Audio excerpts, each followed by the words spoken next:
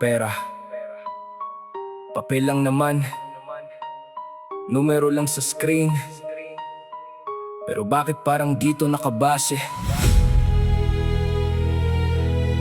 kung sino ang may halaga?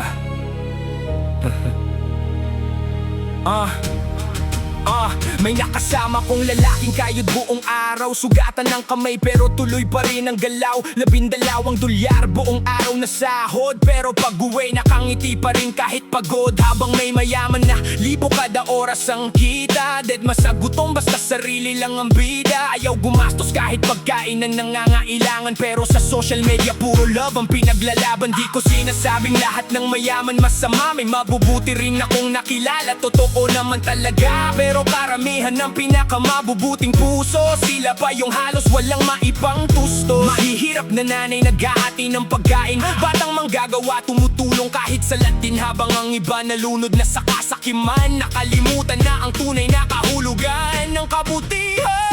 Hindi binabayaran ng kabutihan, pagmamahal di kailangan ng kayamanan. Pero material lang sa mundo, di mabibili ang kapayapaan ng puso. Mas gugustuhin kung mabuhay sa tunay na tao, kaysa peking pusong nilamon ng yaman at yabang.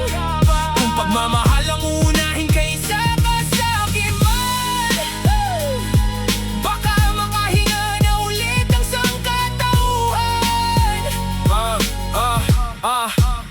Nalilito ako sa halaga ng pera sa mundo. 100 dolyar dito buhay na ng tao. Sa ibang bansa inuman lang isang gabi, dito gamot, pagkain at bubong na sa tabi. Pare-pareho lang naman tayong may dugot luha. Bakit mas mababatingin sa isang manggagawa? May taong wasak ang likod para lang mabuhay, habang iba yung mayaman kahit wala namang tunay na hirap. At sa totoo lang, mas gusto ko pang makasama mga dating makasalanan kaysa banal guno. Pero puro pagpapanggap lang kasi yung taong nasaktan marunong umunawa. Alam nila ang bigat ng mundong mapanghusga. May mga dating kriminal pero pusong totoo, natuto ng awa dahil hirap ang nagduro. Habang may edukado at mukhang malinis, pero sarili lang iniisip, buong buhay nila mismo. Libre ang kabutihan, libre ang ngiti, libre ang mga musta, libre ang makinig. Tinuruan tayo ng mundo na pera ang kapangyarihan, pero ang tunay na yaman, awa at pagmamahal. Hindi binabayaran ng kabutihan, pagmamahal di kailangan ng kayamanan. Pero material lang sa mundo, di mabibili ang kapayapaan ng puso. Mas gugustuhin kung mabuhay sa tunay na tao, kaysa peking pusong nilamon ng yaman at yabang.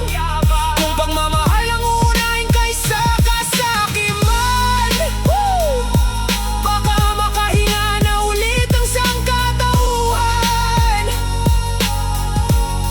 Kapag namatay tayo, walang makakaalala sa presyo ng sapatos natin. Wala man ang bangko ang matatandaan nila kung paano tayo nakitungo sa kapwa. Yan ang tunay na kayamanan.